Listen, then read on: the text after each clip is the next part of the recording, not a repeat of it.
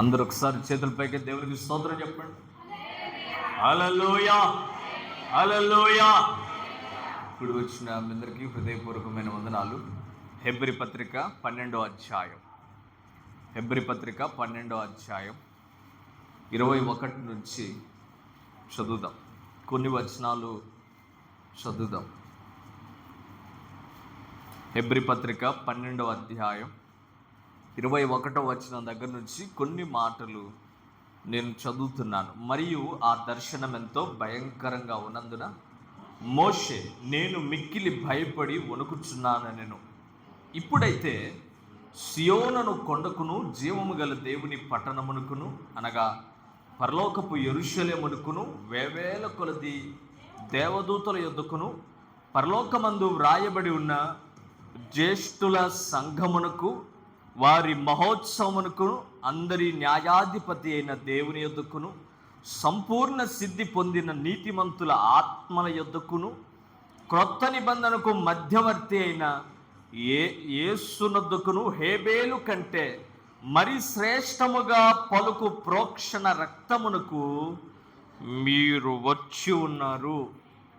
Praise the lord, హల్లెలూయా. మోషే దర్శనం చూశాడు, కొండ మీదకి ఎక్కాడు, 40 రోజులు ఉపవాసం ఉన్నాడు. ఆ 40 రోజులు ఉపవాసం ఉన్న సందర్భంలో దేవుడు పరలోకాన్ని కూడా చూపించాడు. ఎందుకు చూపించాడంటే, పరలోకం పైన ఎలాగుందో కింద నువ్వు మందిరాన్ని అట్లా కట్టాలి అని చెప్పి మందిరం ఎలా కట్టాలో చూపించాడు. అప్పుడు మోషే చెప్తున్న మాట, ఆ దర్శనం ఎంతో భయంకరంగా ఉంది. ఆ దర్శనం చూసినప్పుడు నేను వణికిపోయాను. అయితే పరలోకంలో రకరకాల పరిస్థితులు చూశాడు. అక్కడ ఏమేమి చూశాడో చెప్తున్నాడు. అక్కడ ఏమేమి ఉందో రాయని చూడండి ఒకసారి. సియోను కొండకును, అనగా జీవము గల దేవుని పట్టణమునకు, అనగా పరలోకపు యెరూషలేముకు. ఒక పట్టణాన్ని చూశాడు. ఒక పెద్ద పట్టణాన్ని చూశాడు. ఆ పట్టణంలో ఒక ప్లేసును చూశాడు. ఆ ప్లేసు పేరు రాసి ఉంది యెరూషలేము. యెరూషలేము అనే ఒక స్థలాన్ని చూశాడు. అక్కడ ఇంకా ఎవరెవరు ఉన్నారంటే, యెరూషలేమును పట్టణమునకు వేవేల కొలది దేవదూతలు. ఒక పట్టణాన్ని చూశాడు. ఆ పట్టణంలో యెరూషలేము అనే ఒక ప్రాంతాన్ని చూశాడు. వేల కొలది దేవదూతల్ని చూశాడు. తర్వాత వారి మహోత్సవమునకు, జ్యేష్ఠుల సంఘమునకు, వారి మహోత్సవం. అక్కడికి వచ్చే వాళ్ళందరినీ చూస్తూ ఉంటే అక్కడ ఉత్సవం జరుగుతుందట. పెద్ద పండగ వాతావరణం జరుగుతుంది. అక్కడ మహోత్సవం జరుగుతుంది. దాన్ని చూశాడు. తర్వాత అంటాడు, న్యాయాధిపతి అయిన దేవుని యొద్దకు.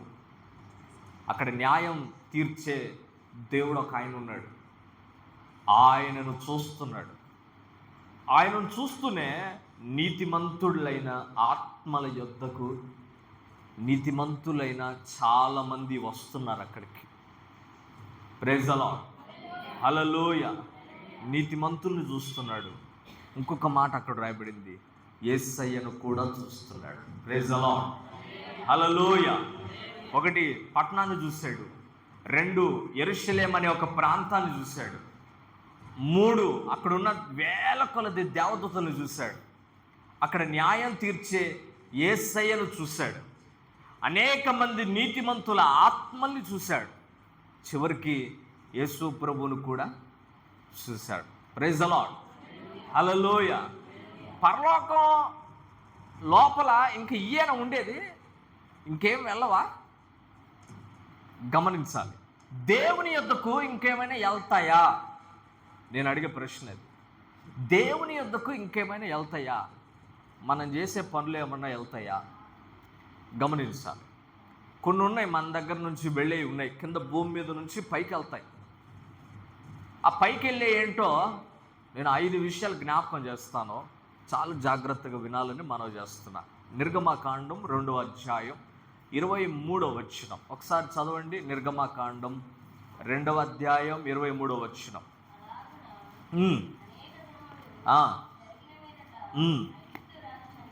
ఐగుప్తు రాజు చనిపోయిను, వెట్టి పనులను బట్టి నిట్టూర్పులు విడుచుచు మొర్రపెట్టుచుండగా దేవుడి దగ్గరికి ఏం పోయిందంట?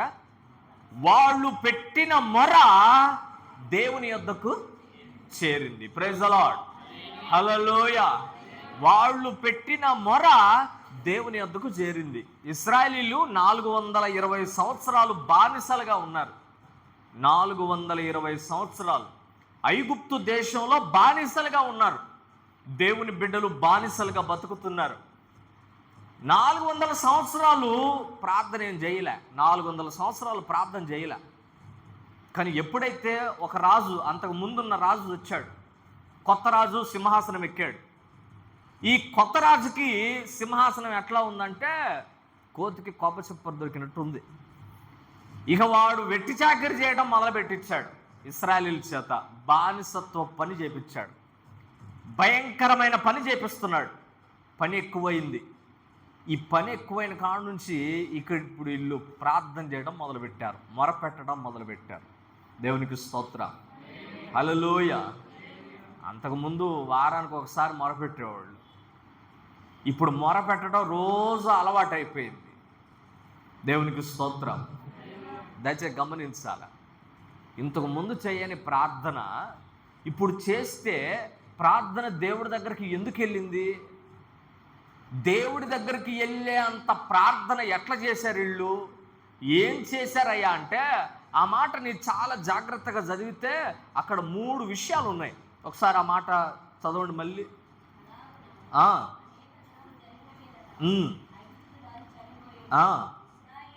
తాము చేయుచున్న వెట్టి పనులను బట్టి నిట్టూర్పులు విడుచుచు మొరపెట్టగా, తమ వెట్టి పనులను బట్టి వారు పెట్టిన మొర దేవుని యొద్దకు చేరింది. వారు అనే పదం ఒకళ్ళు చేసిందా, అందరు చేసిందా? అందరూ మొర పెడితే ఆ మొర దేవుడి దగ్గరికి వెళ్ళింది. ఒకళ్ళు ఇద్దరు చేస్తే ప్రార్థన దేవుడి దగ్గరికి వెళ్తుందో లేదో తెలియదు, కానీ అందరూ ప్రార్థన చేస్తే, అందరూ కలిసికట్టుగా ప్రార్థన చేస్తే ఆ ప్రార్థన దేవుడి దగ్గరికి వెళ్తుంది. మనం ఇక్కడే ఉన్నామండి. అందరూ గట్టిగా ఒక్కసారి అరిచామనుకో, సెంటర్లో ఉన్నాడు వస్తాడు రాడా? వస్తారా? ఓ 10 నిమిషాలు గట్టిగా కేకలేసామనుకో, మందిరంలో సెంటర్లో ఉన్నాడు ఏమైందా అని పరిగెత్తుకుంటూ వస్తాడు. ఖచ్చితంగా వస్తాడు. ఎందుకంటే ఏం జరిగిందో అనేది. అదే నోట్లో పెట్టుకుని ప్రార్థన చేసాం అనుకో, అసలు ఇక్కడ మందిరం ఉందా లేదా అనేది కూడా డౌటే. ప్రైజ్ ది లార్డ్, హల్లెలూయా. అర్థమవుతుందా? అందుకనే అందరూ కలిసికట్టుగా, అందరూ ఏకంగా కలిసి ప్రార్థన చేస్తే ఆ ప్రార్థన దేవుడి దగ్గరకు వెళుతుంది. నువ్వు చేసే మొర, నువ్వు పెట్టే ప్రార్థన, నువ్వు పెట్టే కేకలు దేవునికి వినబడేటట్లుగా ఉండాలి.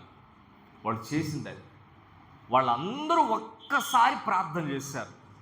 అందుకు వాళ్ళ ప్రార్థన దేవుడి దగ్గరికి వెళ్ళింది. ఇంకొకటి పని చేశారు అక్కడ ఒక మాట ఉంది, వాళ్ళు పెట్టిన నిట్టూర్పు అని ఉంది. నిట్టూర్పు అంటే కన్నీళ్ళు, ఏడ్చే ప్రార్థన, ఏడ్చి చేసే ప్రార్థన, దాన్ని నిట్టూర్పు అంటారు. ఏడ్చి ప్రార్థన చేస్తున్నారు. ఎప్పుడైనా ప్రార్థన ఏడ్చి ప్రార్థన చేస్తున్నారంటే ఆ ప్రార్థన ఎక్కడి నుంచి వస్తుందని అర్థం. ప్రైజ్ ది లార్డ్, హల్లెలూయా. కొంతమంది ఏడుతారు, దొంగ ఏడుపులు ఏడుతారు, కానీ అది కాదు, దాని విషయం కాదు. నిజంగా దేవుని సన్నిధికి వచ్చి ఒక్కోసారి ఏడుస్తారు కొంతమంది. వాళ్ళని చూస్తే కొంచెం జాలేస్తారు. వాళ్ళ కన్నీళ్ళు పైనుంచి వచ్చినాయి కాదు, వాళ్ళ కన్నీళ్ళు లోపల నుంచి వచ్చినాయి, హృదయం లోపల నుంచి వచ్చినాయి. అందుకే వాళ్ళ కన్నీళ్లు ఖచ్చితంగా దేవుడు చూస్తాడు. ప్రైజ్ ది లార్డ్, హల్లెలూయా. మనం దేవుని బిడ్డలం కదా, దేవుని బిడ్డలైన మనం ఏడిస్తే దేవుడు మన కళ్ళను చూడకుండా ఉంటాడా? మన కన్నీళ్ళను చూడకుండా ఉంటాడా? మన ప్రార్థన ఆలకించకుండా ఉంటాడా? దయచేసి గమనించాలి.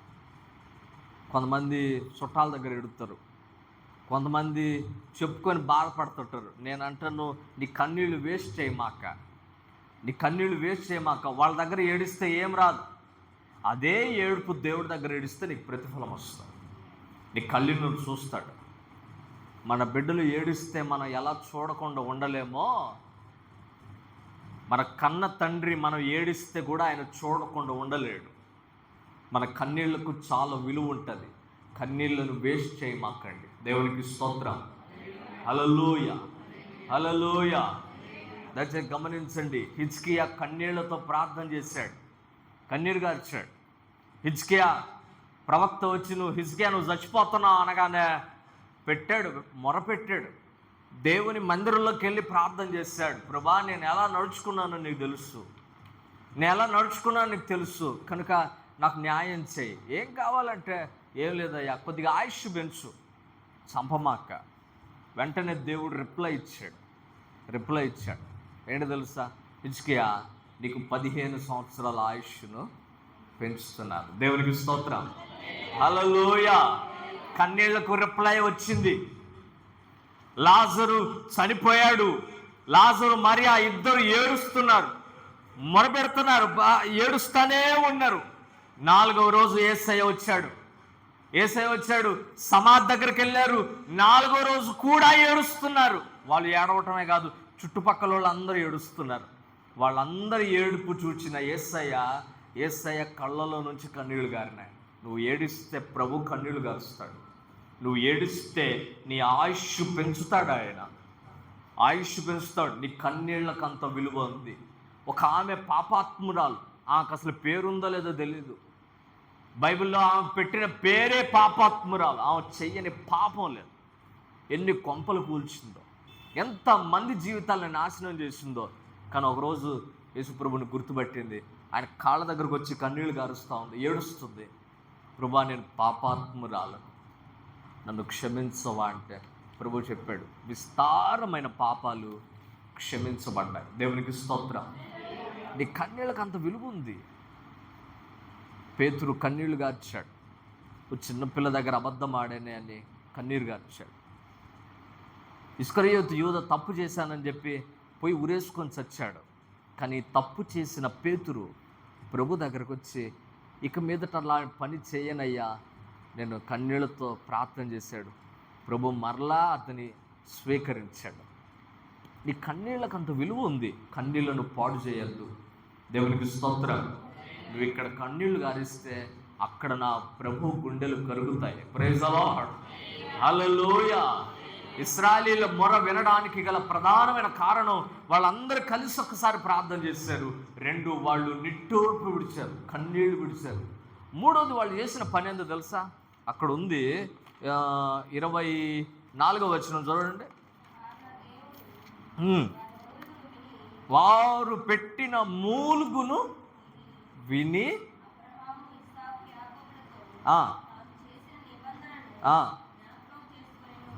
ఏం పెట్టారంట?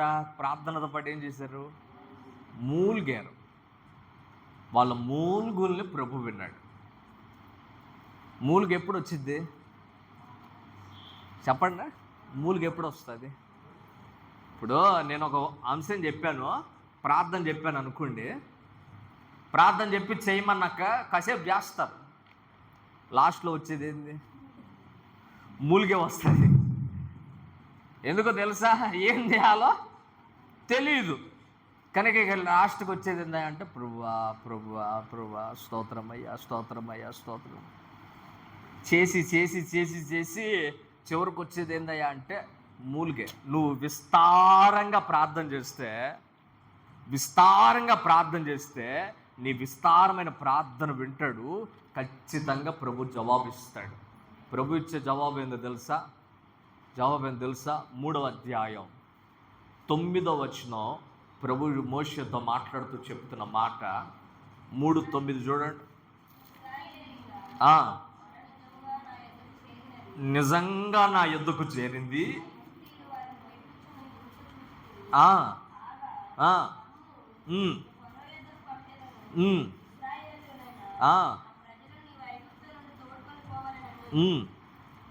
వాళ్ళు పెట్టిన మొర నా యొద్దకు చేరింది, నేను ఇశ్రాయేలీయులను చూచాను. హల్లెలూయా. ఎవరిని చూశాడంట? ఇశ్రాయేలీయులను. వాళ్ళు పెట్టిన మొర నా దగ్గరకు వచ్చింది, నేను వాళ్ళను చూశాను. చూసిన దేవుడు ఏమైనా సైలెంట్గా ఉన్నాడా? 420 సంవత్సరాలు పెట్టిన వెట్టి చాకిరిని ప్రభు చూశాడు. వాళ్ళు పెట్టిన బాధను ప్రభు చూశాడు.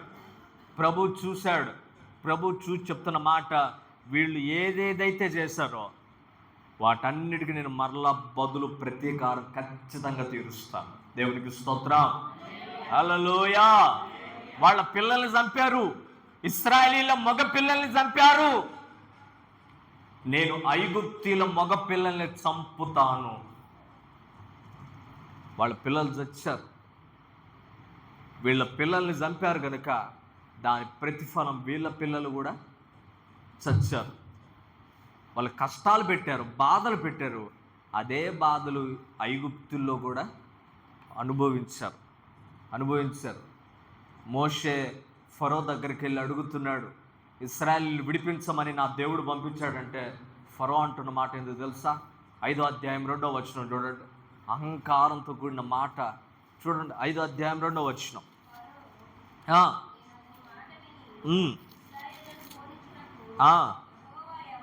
నేను పోనిచ్చడానికి యెహోవా ఎవడు? దేవుడు అంటున్న మాట చూడండి. యెహోవా ఎవడు? 2 అహంకారం కూడుతున్న మాటలు చెప్తున్నాడు. అసలు నా దగ్గర నుంచి విడిపించగలిగినోడు ఎవడున్నాడు అని ఒక మాట మాట్లాడితే, రెండో మాట అంటాడు యెహోవా ఎవడు అని మాట్లాడుతున్నాడు. అందుకే దేవుడు ఫరోకి ఒక పని చేయమన్నాడు. ఏమంటో తెలుసా? అసలు నేను ఎవరో వాడికి చూపిస్తాను. Praise the lord. హల్లెలూయా. నేను ఎవడో అని అన్నాడు కదా, అసలు నేను ఎవడో వాడికి చూపిస్తా. మోషే నువ్వు వెళ్ళు, నేను ఎవడో వాడికి తెలియాలా. దేవునికి స్తోత్రం. అసలు మిమ్మల్ని విడిపించేవాడు ఎవడు లేడు అంటున్నాడు కదా, మిమ్మల్ని ఎలా విడిపిస్తానో వాడు చూడాల. వాడు చూస్తాడు, నేను ఎవరినో చూస్తాడు. మిమ్మల్ని ఎట్లా విడిపిస్తానో కూడా వాడు చూస్తాడు. మిమ్మల్ని అందరినీ దోచుకున్నారు కదా, మీరు దోచుకుంటారు. అలా చేస్తాను నేను. దేవునికి స్తోత్రం. కళ్ళుండి చూస్తూ ఉండే దేవుడు కాదు మన దేవుడు. ఖచ్చితంగా దానికి ప్రతిఫలం ఇస్తాడు.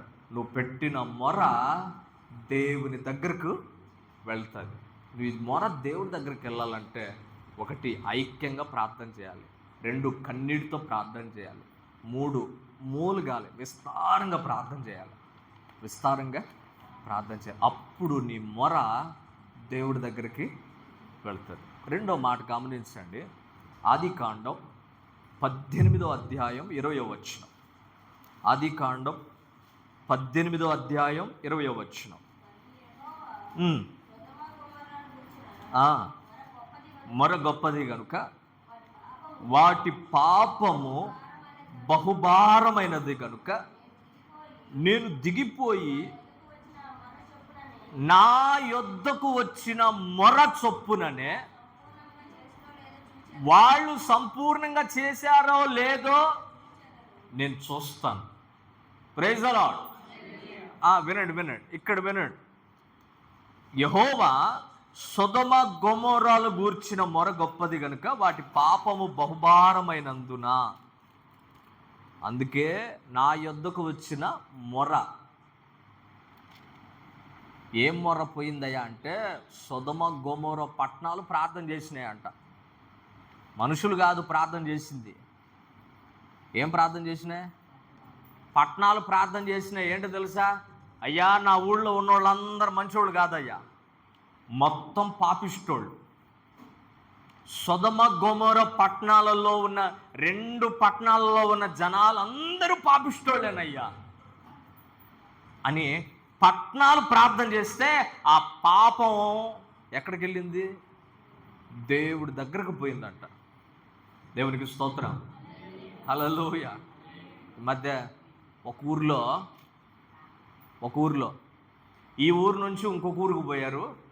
ఆ ఊర్లో ఆమె బాగుండకుండా అక్కడ ఎవరినో లవ్ చేసి పెళ్లి చేసేసుకుంది. అప్పుడు ఆ విషయం ఇక్కడ వాళ్ళకి తెలిస్తే వాళ్ళు చెప్తున్న మాట, అక్కడికి వెళ్ళినోడు ఎవడు బాగుపడతాడో అక్కడల్లా అందరూ అంతే, అక్కడికి పోయినోళ్ళు అందరూ అంతే అన్న మాట వినబడింది. అంటే అక్కడికి వెళ్ళిన వాళ్ళందరూ ఎట్లాంటి వాళ్ళు మంచోళ్ళేనా? ఆ ప్రాంతం మొరబెడుతుంది, ఆ పాపం చేసిన పాపం ఊరకపోదు, అది దేవుడి దగ్గరికి వెళ్తుంది. చాలా జాగ్రత్త. ఆ దేవుడి దగ్గరికి వెళ్తే అక్కడి నుంచి రిప్లై వచ్చింది. ఏంటో తెలుసా? అసలు వాళ్ళు ఏం చేస్తున్నారో చూసి రమ్మని దేవుడు దేవదూతలను పంపించాడు. పోయిరా ఒకసారి చూసిరా. ఒకవేళ అక్కడ నిజంగా పాపం జరుగుతుంటే దాన్ని అక్కడే నాశనం చేసేయండి. దేవుడు దేవదూతల్ని పంపించాడు. వీళ్ళు చేసిన పాపం దేవుడి దగ్గరికి వెళ్ళింది. Praise the Lord. ఏం చేశారు పాపం అంటే, అబ్రహాము ఆ పట్టణాన్ని గురించి మొరపెడుతున్నాడు, దేవుడికి మొరపెడుతున్నాడు, దేవుడితో పాటు నడుస్తున్నాడు. అబ్రహాము దేవుడితో పాటు నడుస్తూ దేవుడిని బతిలాడుతున్నాడు. అయ్యా, 50 మంది నీతిమంతులు ఉంటే మరి నువ్వు నాశనం చేస్తావు కదా, ఆ నీతిమంతులు చచ్చిపోతారు కదా, దాంట్లో నీతిమంతులు ఉంటే కాపాడతావా అని అంటే ప్రభు అంటాడు, నేను కాపాడతాను. 50 మంది నీతిమంతులున్నా కాపాడతాను. కొద్ది దూరం పోయినాక అబ్రహాంకి మళ్ళీ డౌట్ వచ్చింది. అయ్యా, ఒక 5 తగ్గుతారేమోనయ్యా, 45 మంది ఉంటే కాపాడతావా అంటే దేవుడితో అబ్రహాంతో దేవుడు అంటాడు, 45 మంది ఉన్నా కాపాడతాను. ఇంకొద్ది దూరం పోయాడు, దగ్గరకు వస్తుంది పట్టణం. అయ్యా, 30 మంది ఉంటారేమోనయ్యా, ఒక 10 మంది తగ్గుతారేమో. అబ్రహాంతో దేవుడు అంటాడు, 30 మంది ఉన్నా సరే నేను ఆ పట్టణాన్ని నాశనం చేయను. ఇంకొద్ది దూరం పోయాడు, నువ్వు కోప్పండి అంటే ఒక మాట అడుగుతానయ్యా, ఇంకొక మాట అడుగుతానయ్యా అని అన్నాడు. ఏంటి అబ్రహాం చెప్పు అంటే 20 మంది ఉంటారేమోనయ్యా. దేవుడు అబ్రహాంతో అన్నాడు, 20 మంది నీతిమంతులు ఉన్నా సరే నేను ఆ పట్టణాన్ని నాశనం చేయను, కాపాడుతాను. కొద్దిగా దగ్గరికి వెళ్ళినాక దేవుడు అబ్రహాం దేవుడితో అంటున్నాడు, 10 మంది ఉంటారేమోనయ్యా, 10 మందులైనా విలువైన వాళ్ళే కదా, నాశనం చేయవు కదా అంటే 10 మంది నీతిమంతులు ఉన్నా సరే నేను ఆ పట్టణాన్ని కాపాడతాను. Praise the lord. హల్లెలూయా. 10 మంది కూడా మంచోళ్ళు లేరు. ఆ గ్రామం అట్లాంటిది. దేవునికి స్తోత్రం. హల్లెలూయా, హల్లెలూయా. 10 మంది కూడా దేవునికి భయపడి మంచోళ్ళు ఉన్నారా అంటే 10 మంది కూడా మంచోళ్ళు లేరు. ఇంకొద్దిగా వాక్యాన్ని గమనిస్తే చూడండి ఒకసారి, ఆదికాండం 19వ అధ్యాయం 4వ వచనం.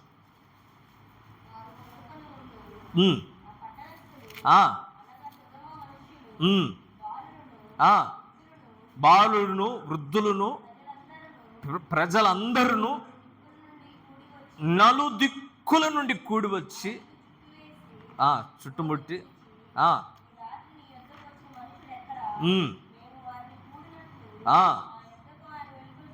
వారిని మా దగ్గరికి తీసుకురమ్మని పిలుస్తున్నారు.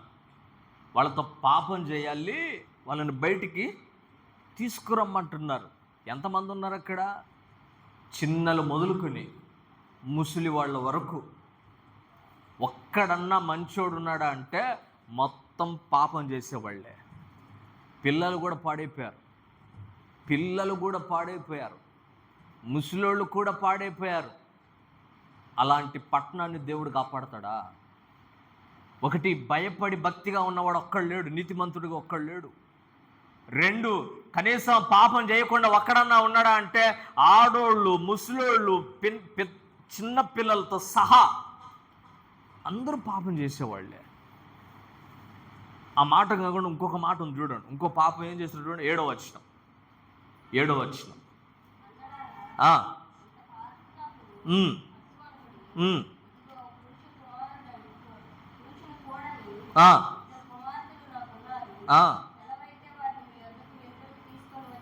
ఉమ్, ఆ, ఉమ్. నేడుకొచ్చున్నారు కనుక ఆ, ఆ, అమ్మ పరదేశిగా నా దగ్గరకు వచ్చారు, వాళ్ళని ఏం చేయమాకండి అని లోతు బతిమలాడుతున్నాడు. వాళ్ళకున్న ఒక ఆశ ఏంటో తెలుసా? ఎవరైనా అతిథులు చీకట్లో పడి ఎవరైనా తెలియని వాళ్ళు ఎవరైనా ఆ గ్రామానికి వస్తే ఆతిథ్యం ఇస్తే పుణ్యం వస్తుందన్న సంగతి లోతుకు తెలుసు. అందుకు ఆ పుణ్యం కట్టుకుందామని అటు పోయే ఆ అతిథుల్ని లోతు పిలిచాడు. వాళ్ళు దేవదూతలు అన్న సంగతి లోతుకు తెలియదు. వాళ్ళు దేవదూతలు. వాళ్ళని ఇంటికి పిలిచి భోజనం పెడితే పుణ్యం వస్తుంది అనుకున్నాడు. కానీ అతిథులను కూడా వీళ్ళు అంటున్న మాట, అతిథులను కూడా వీళ్ళకు మర్యాద ఇవ్వట్లే. ఆ ఊరికొచ్చే అతిథులకు కూడా మర్యాద ఇవ్వట్లేదు. ఒకటి, భయం కలిగి నీతిమంతుడు ఒక్కడు లేడు. 2, పాపం చేయనివాడు ఎవడన్నాడంటే పిల్లల మొదలుకొని ముసలిళ్ళ వరకు అందరూ పాపం చేసేవాళ్లే. 3, అతిథి మర్యాద చేసేవాడు ఎవడన్నా ఉన్నాడా అంటే ఒక్కడు కూడా లేడు. ఇంకొక మాట ఉంది, నువ్వు గనక వదిలిపెట్టకపోతే మేము మీకు కూడా కీడు చేస్తామని లోతుతో అంటున్నారు. ఆ మాట చూడండి, 9వ వచనం చూడండి.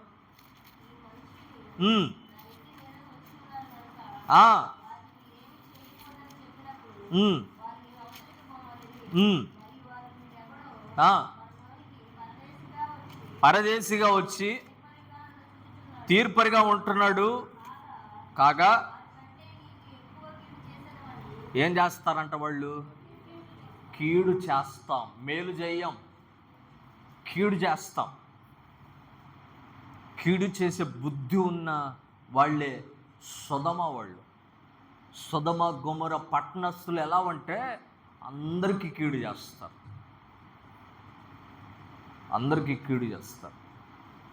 దేవునికి స్తోత్రం, హల్లెలూయ. కీడు చేసే బుద్ధి మనకు ఉండకూడదు. ఆ కీడే దేవుడి దగ్గరికి వెళ్తుంది. అతిథులు వచ్చినప్పుడు మర్యాద చేయకపోయినా పర్వాలేదు, వాళ్ళని అగౌరవపరచద్దు, అతిథుల్ని అగౌరవపరచద్దు. భయం కలిగి నీతిగా బతకడం అలవాటు చేసుకోవాలా. పాపం చేయొద్దు, పాపం మొరపెడుతుంది, చాలా జాగ్రత్త. దేవునికి స్తోత్రం. ఇంకొక 3 పనులు చేశారు. యెహెజ్కేలు గ్రంథం 16వ అధ్యాయం 49వ వచనం. యెహెజ్కేలు గ్రంథం 16వ అధ్యాయం 49వ వచనం.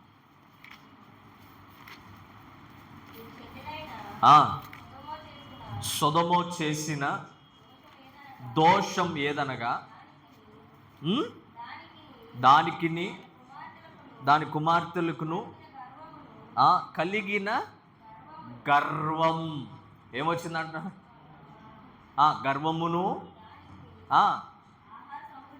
ఆహార సమృద్ధియు, నిర్విచారమైన సుఖస్థితియు,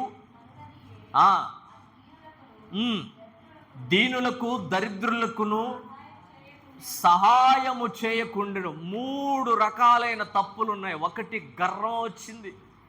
ఏంటయ్యా అంటే అన్ని సమృద్ధిగా ఉన్నాయి, సమృద్ధిగా ఉన్నోడికి గర్వం వస్తుంది. గర్వం వచ్చింది.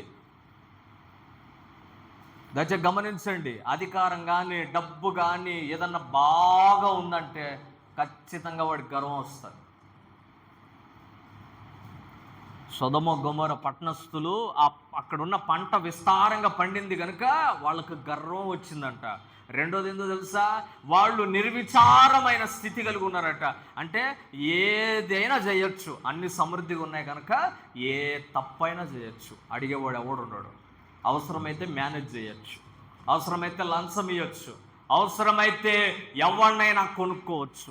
నిర్విచారమైన స్థితి. చివరికి చేసిన పాపం ఏంటి తెలుసా? దరిద్రులకు, దీనులను కనీసం సహాయం చేసే కనికర బుద్ధి కూడా లేదు. లేదు. ఇన్ని పాపాలున్న 7 రకాలైన పాపాలు సొదొమ గొమొర పట్టణాలలో కనబడుతున్నాయి. అందుకే దేవుడు అసలు వాళ్ళు చేసింది నిజమా కాదా, నా దగ్గరకు వచ్చిన మొర కరెక్టా కాదా ఒకసారి చూసి రండి అని దేవదూతల్ని పంపించాడు. మనం చేసే పాపం కూడా ఎక్కడికి వెళ్తుంది? దేవుడి దగ్గరికి వెళ్తుంది. జాగ్రత్త. మనం చేసే ప్రార్థనే కాదు, మనం చేసే పాపం కూడా పెచ్చైపోతే, ఎక్కువైపోతే నువ్వు మొరపెట్టకపోవచ్చు, నువ్వు ఉన్న పట్టణం మొరపెడుతుంది. జాగ్రత్త. 3వ విషయం జ్ఞాపకం చేస్తాను. ఒకసారి ప్రకటన గ్రంథం 12వ అధ్యాయం 10వ వచనం చూడండి. ప్రకటన 12:10. గొప్ప స్వరము పరలోకమందు ఇలాగూ చెప్పుట వీటిని, రాత్రింబగళ్ళు మన దేవుని ఎదుట మన సహోదరుల మీద నేరము మోపువాడైన అపవాది పడద్రోయబడి ఉన్నాడు గనుక రక్షణయు శక్తియు. అక్కడ ఒక మాట ఉంది, నేను చదువుతున్నాను. రాత్రింబగళ్ళు దేవుని ఎదుట, ఎవరెదుట? దేవుని ఎదుట రాత్రింబగళ్ళు మన సహోదరుల మీద నేరం మోపుతూ ఉంటాడట. ఎవడాడు? మీకు అర్థమయ్యే భాషలో చెప్పాలంటే, నువ్వు చేసిన మంచి అయినా చెడైనా నీ సమాచారం అంతా ఎక్కడికి పోద్ది? దేవుడి దగ్గరకు పోద్ది. తీసుకెళ్ళేవాడు ఒకడున్నాడు, పనికి మాలినోడు. వాడు తీసుకెళ్తా ఉంటాడు. అక్కడ రాయబడింది రాత్రింబగళ్ళు. పగలు కాదు, మధ్యాహ్నం కాదు, రాత్రులు కాదు. నువ్వు నిద్రపోయినా అందరు నిద్రపోయే టైం అయినా వాడు నిద్రపోడు. నీ సమాచారం అంతా తీసుకెళ్ళి ఎవరికి ఇస్తున్నారు? దేవుడి దగ్గర పెడుతున్నాడు. Praise the Lord. వాడు చేసే పని ఏంటో తెలుసా? వాడు చేసే పని ఏంటంటే, ప్రభువా పలానా తప్పు చేస్తుంది, ఇక ఆమె అయిపోయింది కనుక ఇక నాకు అనుమతి ఇచ్చు, ఆమెను ఏదైనా చేస్తాను. ఏం చేస్తాం? ఆమెను పీడిస్తాను, ఆమెను పడతాను. Praise the Lord. వాడు ఏదైనా చేయాలంటే ముందు ఎవరి దగ్గర పోయి పర్మిషన్ తెచ్చుకోవాలి? ఆడపోయి పర్మిషన్ తెచ్చుకోవాలి. మన దగ్గర ఏదైనా లోపం ఉంటేనే ముందు అక్కడ పర్మిషన్ అడుగుతాడు వాడు. అందుకే రాయబడింది, రాత్రింబగళ్ళు మన మీద ఏం మోపుతాడంట? నింద మోపుతాడు. దేవునికి స్తోత్రం. వాడిని ఒకసారి పట్టమంటావయ్యా, అడుగొస్తాడు. వాడిని పీడించమంటావయ్యా, అడుగొస్తాడు. వాడు ఏదైనా జయమంటావా అని అడుగొస్తాడు. వాడు పెద్ద భక్తిపరుడు అనుకుంటున్నావా? వాడి సంగతి నాకు తెలుసు, చెప్పమంటావా అని ప్రతిదీ దేవుడికి చేరేస్తుంటాడు. చాలా జాగ్రత్త. మన గురించి ఎవరికి తెలియదు అనుకోమాకండి. మనం చేసే సమాచారం అంతా ఎక్కడికి పోతుంది? దేవుడి దగ్గర పోద్ది. మంచి చేస్తే మంచి సమాచారం పోద్ది, చెడు చేస్తే చెడు సమాచారం పోద్ది. నువ్వు మంచి చేసావు అనుకో, మంచి సమాచారం దేవుడి దగ్గరికి. చెడు చేస్తే చెడు సమాచారం పోద్ది. దానియేలుకి ఒకరోజు దర్శనం కలిగింది. ఆ దర్శనం అర్థం తెలియట్లా. ప్రార్థన చేశాడు. ఆ ప్రార్థన పోతా ఉంది. ప్రార్థన చేశాడు, ప్రార్థన పోతా ఉంది. సగం దూరం పోయి ఆగిపోయింది. ఎందుకు ఆగిందయ్యా అంటే, ఆ పోయే ప్రార్థనని సైతానుగాడు ఆపేశాడు. ఎన్ని రోజులు అయింది అంటే 21 రోజులు ఆపాడు. దానియేలేమో ఉపవాసం ఉండి ప్రార్థన చేస్తున్నాడు. ప్రభువా, ఇంతకుముందు అడిగితే చెప్పావు, ఇంతకుముందు అడిగితే ఎమ్మటినే చూపించావు, ఇప్పుడు చూపించవేందయ్యా అని ప్రార్థన చేస్తున్నాడు. ఉపవాసం ఉండి ప్రార్థన చేస్తున్నాడు. బిక్కమొహం అయిపోయింది, ముఖం చిక్కిపోయింది. ప్రార్థన చేస్తున్నాడు. ఈ ప్రార్థన నిదానంగా దేవుడు అటు ఇటు చూస్తే దానియేలుకు మొహం బిక్కమొహం అయిపోయింది. వెంటనే దేవుడు తన దగ్గరున్న మికాయేలు దేవదూతను పంపించాడు. ఏందో పోయిరపో, దానియేలు ప్రార్థన చేస్తున్నాడు, ఏందో పోయిరపో అంటే, ఆ వచ్చే దారిలో సైతానుగాడు దానియేలు ప్రార్థన ఆపేశాడు. ఇప్పుడు ఇద్దరికి ఫైటింగ్ జరిగింది. మిఖాయేలు దేవదూతకి ఈ సైతానుగాడికి ఇద్దరికి ఫైటింగ్ జరిగింది. సైతానుగాడు ఓడిపోయాడు. 21 రోజుల తర్వాత దేవుడి దగ్గరికి ఆ ప్రార్థన పోయింది. ప్రైజ్ ది లార్డ్, హల్లెలూయా. నువ్వు చేసే మంచి అయినా, నువ్వు చేసే ప్రార్థన అయినా, నువ్వు చేసే చెడైనా, ప్రతిదీ నీ సమాచారం అంతా ఎవరి దగ్గర ఉంది? చిట్టా దగ్గర, దేవుడి దగ్గర చిట్టా ఉంది. ఓ రోజు తెరుస్తాడు, జాగ్రత్త. దేవునికి స్తోత్రం, హల్లెలూయా. నన్ను ఎవడో చూడట్లేదులే, నన్ను ఎవడు ఏం చేయట్లే అని అనుకోవద్దు. చాలామంది అనుకుంటారు, నేను పోయే దారిలో ఎవడు లేడులే, ఏం కాదులే అని అనుకుంటారేమో. కానీ ఒకడు మాత్రం పొంచి చూస్తుంటాడు. వాడితో చాలా జాగ్రత్తగా ఉండాలి. నీ చిట్టా అంతా దేవుడి దగ్గర పెట్టాడు. దేవునికి స్తోత్రం. 1, నీ ప్రార్థన దేవుడి దగ్గరికి వెళ్తుంది. 2, చేసే పాపం దేవుడి దగ్గరికి వెళ్తుంది. 3, నీ సమాచారం అంతా ఎవరి దగ్గరికి వెళ్తుంది? 3వ విషయం గమనించాలి. అపోస్తుల కార్యం 10వ అధ్యాయం 4వ వచనం. త్వరగా అపోస్తుల కార్యం 10వ అధ్యాయం 4వ వచనం.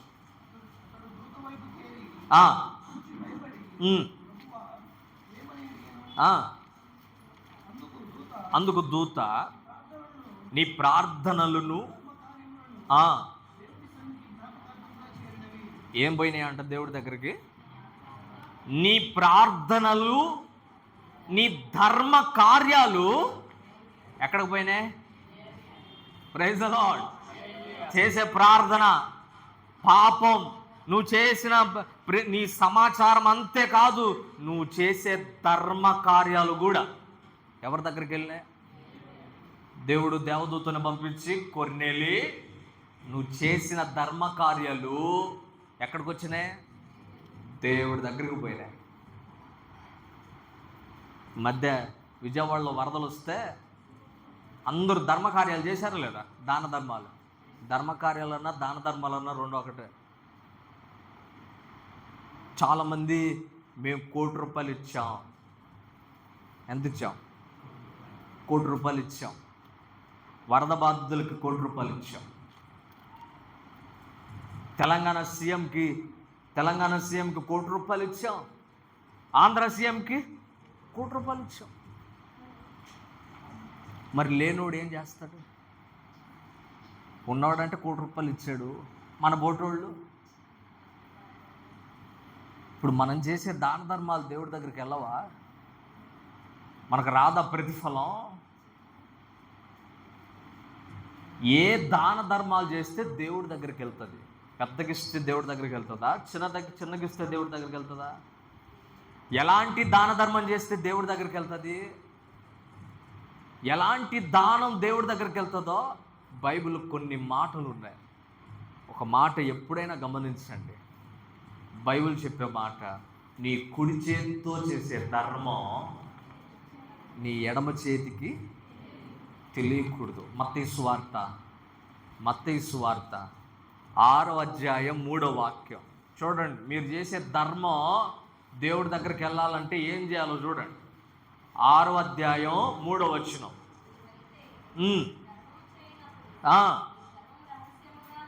నీ ధర్మం రహస్యముగా ఉండి నీ కుడి చేయి చేయనది నీ ఎడమ చేతికి కూడా తెలియకూడదు. ఏంటి కుడి చేతితో చేసేది ఎడమ చేతికి తెలియకూడదు అంటే ఏంది? ఇప్పుడు ఈ చేతికి చేసింది ఈ చేతికి తెలియదా? తెలిసిద్దా తెలియదా? మరి ఏంది ఆ వాక్య అర్థం ఏంది? ప్రైజ్ ది లార్డ్, హల్లెలూయా. ఒక్క మాట చెప్పమంటారా? నువ్వు చేసే ధర్మం ప్రతిఫలం రావాలంటే మళ్ళా ప్రతిఫలం ఆశించమాక. అప్పుడు నీ ధర్మం దేవుడి దగ్గరికి వెళ్తుంది. నేను చేశాను మరి నాకు చేయాలని అనుకోమాక. నువ్వు అలా అనుకున్నావంటే అది రాదు. Praise the Lord. దేవుడు చెప్పిన మాట, నీ కుడి చేతితో చేసింది నీ ఎడమ చేతికి కూడా తెలియకూడదు అంటే అర్థం ఏంటంటే నువ్వు ఈ చేతితో చేసే ధర్మం ఈ చేతిలో నుంచి మెల్లగా మెదడుకి వెళ్ళి మెదడులో నుంచి మళ్ళా ఈ చేతికి వస్తుంది. ఆ చేతికి రాకూడదు. ఆ చేతికి వచ్చినాక పక్కనోడిని చప్పట్లు కొట్టకూడదు. అది అర్థమైందా? అంటే పొగుడ్చుకోకూడదని. పలానోడు బాగా చేశాడు రా అని చప్పట్లు కొట్టాడని పోయిందే. దేవునికి స్తోత్రం. అందుకే ప్రభు చెప్పే మాట, నీ ధర్మం రహస్యంగా ఉండాలి. నువ్వు చేసే ధర్మం నీ కుడి చేతితో చేసింది నీ ఎడమ చేతికి కూడా తెలియకూడదు. అప్పుడు ప్రతిఫలం నువ్వు ఇచ్చింది దేవుడి దగ్గరికి వెళ్తుంది. దేవునికి స్తోత్రం. హల్లెలూయా. ఇంకొక మాట ఉంది చూడండి, లూకా సువార్త 12వ అధ్యాయం 33వ వచనం. 12:33. మీకు కలిగిన వాటిని అమ్మి ధర్మం చేయుడి, పాత గిల్లని సంచులను, పరలోకమందు అక్షయమైన ధనమును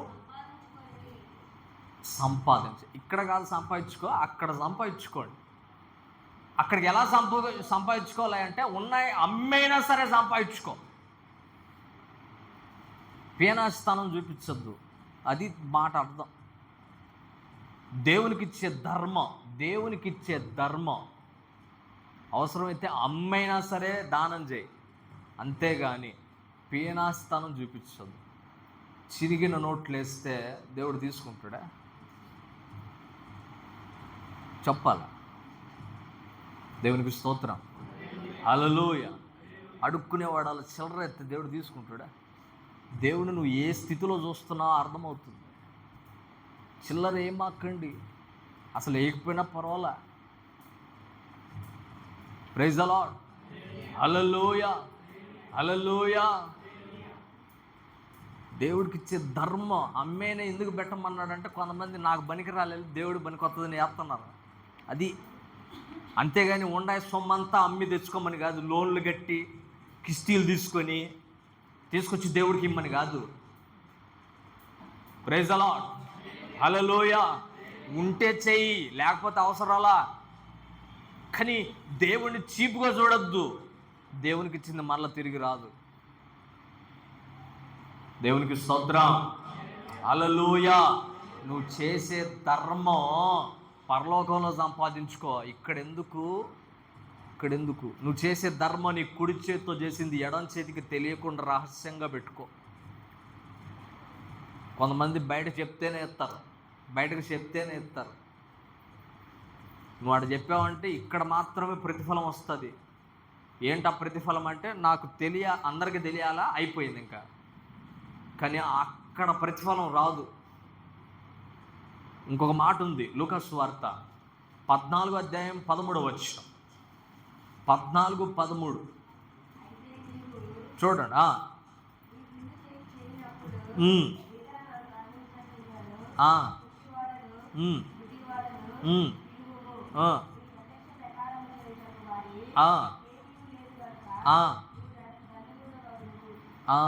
నువ్వు ధన్యుడు అవుతావు. తర్వాత నీతిమంతుల పునరుద్ధానమందు దానికి తగిన ప్రతిఫలం ఆ రోజు కలుగుతుంది. నువ్వు ధర్మం చేసావనుకో, దాన ధర్మాలు చేసావనుకో, భోజనమే పెడుతున్నావు అనుకో, ఏదన్నా ఇస్తున్నావే అనుకో, ఎవరికి పెడతా? లేనోడికి పెట్టమన్నాడు. ఎవరికి పెట్టమంది? ఎందుకు పెట్టమన్నాడు ఆ మాట అంటే, నువ్వు చేసింది మళ్ళా వాడు తిరిగి చెయ్యలేడు గనుక ఆ ధర్మం అనేది రేపు పునరుద్ధానమందు కలుగుతుంది నీకు. కనుక నువ్వు చేసే ధర్మం, నేను చేశాను కనుక నాకు మళ్ళీ చెయ్యాలి. ఇది సదింపులు కాదు. నేను నీకు పెట్టాను, నువ్వు నాకు పెట్టాను. నీకు బిందె పెట్టాను, నాకు బిందె పెట్టు. నేను నీకు బోగ పిలిచాను, నాకు బివ్వ పెట్టాను అనకూడదు. అలా అన్నావంటే అది రాదు. నీ ధర్మం దేవుడి దగ్గరికి వెళ్ళాలంటే బీదలకు చేయి. వాళ్ళు మళ్ళీ తిరిగి చేయలేరు కనుక ఆ ప్రతిఫలం రేపు దేవుడు వచ్చినప్పుడు పొందుకుంటాం. దేవునికి స్తోత్రం. హల్లెలూయా. నీ ధర్మం రహస్యంగా ఉంచు. నీ ధర్మం దేవునికి చేయి. దేవునికి చేసిన మళ్ళీ తిరిగి రాదు. నువ్వు చేసే ధర్మం ఎవడికి తెలియకుండా చెయ్యి, అది దేవుడి దగ్గరికి వెళ్తుంది. నువ్వు చేసే ధర్మం పేదోడికి చెయ్యి, వాడు మళ్ళీ తిరిగి చేయలేడు కనుక రేపు ప్రభు వచ్చినప్పుడు ఆ ధర్మం నీకు మళ్ళీ తిరిగి కలుగుతుంది. దేవునికి స్తోత్రం. ఈ కొర్నేలు యొక్క ధర్మం ఎక్కడికి వెళ్ళిందంట? దేవుడి దగ్గరికి వెళ్ళిందంట. ఎప్పుడైనా జాగ్రత్త గుర్తుపెట్టుకోండి, బైబిల్ మాటలు ఎప్పుడు కఠినంగానే ఉంటాయి, బాధగానే ఉంటాయి. కానీ ఒక్క మాట గమనించండి, నువ్వు చేసిన ధర్మం బయట తెలిస్తే దానివల్ల ప్రతిఫలం పొరపాటును కూడా రాదు. అలా ఆలోచించి మాట్లాడు. దేవునికి స్తోత్రం. హల్లెలూయా. ఇంకొక మాట చూపించి ముగిస్తాను. ప్రసంగి 12:7. ప్రసంగి 12:7.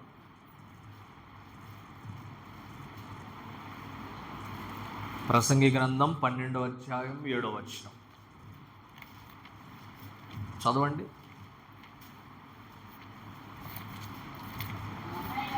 మన్నైనది వెనుకటి వలనే మరలా భూమికి చేరును, ఆత్మ దాన్ని దయచేసిన దేవుని యొద్దకు మరలా పోవును. ఆత్మ దాన్ని దయచేసిన దేవుని యొద్దకు మరలా పోవును. మట్టి మట్టి, ఈ శరీరం మట్టి కనుక మరలా మట్టిలోనే కలుస్తుంది. కానీ లోపల ఉన్న ఆత్మ అది దేవునిది, మరలా అది దేవుని దగ్గరకే వెళ్తుంది. అందరి ఆత్మలు దేవుడి దగ్గరికి పోతాయా? పోవు. అందరి ఆత్మలు పోవు. కొన్ని ఆత్మలు దారి తప్పుతున్నాయి. చచ్చిన తర్వాత రెండు మార్గాలు. ఒకటి పోతే పరలోకం పోవాలి, లేకపోతే నరకానికి పోవాలి. ఒకటి పరలోకం పోవట్లేదంటే ఆటోమేటిక్ ఎక్కడికి పోద్ది? అది నరకానికి పోద్ది. అర్థమవుతుందా? అయితే నీ ఆత్మ దేవుని దగ్గరికి పోవాలని దేవుడు కోరుతున్నాడు. మన్నైనది వెనుకటి వలనే మన్నైపోను, ఆత్మ దాన్ని దయచేసిన దేవుని యొద్దకు మరలా పోవును. 5 విషయాలు జ్ఞాపకం చేశాను. దేవుడి దగ్గరికి వెళ్ళేది: 1 నీ ప్రార్థన, 2 చేసే పాపం, 3వది నీ సమాచారం, నీ విషయమంతా ఎవరి దగ్గరికి వెళ్తుంది? దేవుడి దగ్గరికి వెళ్తుంది. 4వది నువ్వు చేసే దాన ధర్మాలు దేవుడి దగ్గరికి వెళ్తున్నాయి. 5వ విషయం, మన ఆత్మ ఎవరి దగ్గరికి వెళ్ళాలి? దేవుడి దగ్గరికి వెళ్ళాలి. కనుక